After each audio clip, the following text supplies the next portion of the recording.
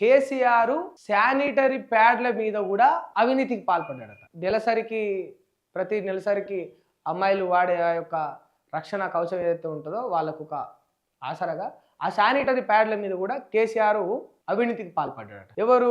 ఇగో అటు రాజకీయ నాయకుడు కాదు, ఇటు జర్నలిస్ట్ కాదు, ఎటుంటాడో తెలియదు. ఈయన చెప్తుండు. ఏమన్నాడో మీరే నుండి మీరు ఆశ్చర్యపోతారు చెప్తే. ఒకటి, మన స్కూళ్ళల్లో ఉన్నటువంటి ఆడబిడ్డలకు, ఎదిగిన ఆడబిడ్డలకు, మెచ్యూర్ అయినటువంటి ఆడబిడ్డలకు శానిటరీ పాడ్స్ అని ఇస్తుంది.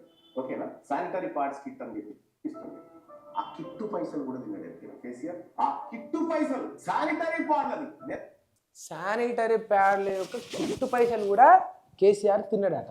ఎవరైనా నమ్ముతారా? కేసీఆర్ శానిటరీ ప్యాడ్ల మీద కూడా డబ్బులు అవినీతికి పాల్పడాడంటే ఆడబిడ్డలు కట్నం ఇవ్వలేక పెళ్లిళ్ళు ఆగిపోతున్నాయని కళ్యాణ లక్ష్మి షాదీ ముబారక్ పేరుతోటి 1,116 రూపాయలు ఒక ఆడబిడ్డకు సాయం చేసే ఆలోచన దేశంలో ఎవడు చేయలేదు, కేసీఆర్ చేసిండు. ఒక పేద బిడ్డ కూడా ఒక బిడ్డకు జన్మనిస్తే, ఒక ఆమె ఒక స్త్రీ జన్మనిస్తే తనకు కూడా అవే సౌలతులు ఉండాలి, ఏం తక్కువ కావద్దు అని కేసీఆర్ కిట్టు పంపించాడు. గసోంటి ఆయన బిడ్డకు జన్మనిచ్చే ఒక అమ్మకు సాయపడాలని ఆలోచన చేసేట ఆయన శానిటరీ ప్యాడ్ల మీద అవినీతికి పాల్పడాడంటే నమ్ముతారు ఎవరైనా? కానీ కేసీఆర్ ఇచ్చిన కళ్యాణ లక్ష్మి నిజం, కేసీఆర్ ఇచ్చిన షాదీ ముబారక్ నిజం, కేసీఆర్ కిట్లు నిజం, కేసీఆర్ పెట్టించిన షీటింగ్ నిజం. ఇవన్నీ సాక్ష్యాలు, ఆధారాలు. ఇక్కడ నేను కల్పితం ఏమీ లేదు. కానీ శానిటరీ ప్యాడ్ల మీద కూడా అవినీతికి పాల్పడ్డాడని అంటే అది ఎంత పెద్ద అలిగేషన్ చెప్పు. ఇది బంద్ చేయాలి మీరు.